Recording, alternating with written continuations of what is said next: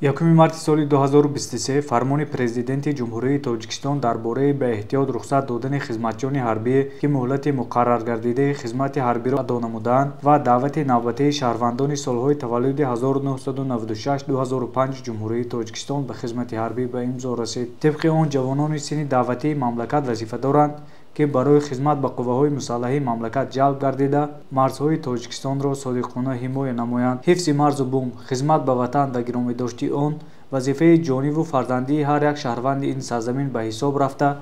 аз ҷавонон тақозо менамояд, ки баҳри ҳифзу ҳимояи он ба сафҳои қувваҳои мусаллаҳии кишвар сафарбар гардида, тамоми нерӯ, тавоноӣ ва ҷасорати худро барои ҳифзи ҳар як ваҷаб хоки поки ин сарзамин равона созанд. имрӯзҳо таваҷҷӯҳи асосгузори сулҳу ваҳдати миллӣ, пешвои миллат, президенти ҷумҳурии Тоҷикистон муҳтарам Эмомалӣ Раҳмон ба ҷавонон бесобиқа буда, сарвари давлат зимни ироаи ҳар як паёмҳои худ аз ҷавонон таъкид месозанд, ки ҷавонон нерӯи созанда ва бунёдкунандаи имрӯзу фардои миллат маҳсуб меёбанд. Пас ҷавононро зарур мебояд, ки баҳри ҳифзу марзу буми ин сарзамини аҷдодӣ тамоми нерӯ ва талоши худро равона намуда, бо сари баланд ба сафҳои қувваҳои мусаллаҳ хизмат намуда, амнияти ин сарзамин ва мардумро таъмин намоянд.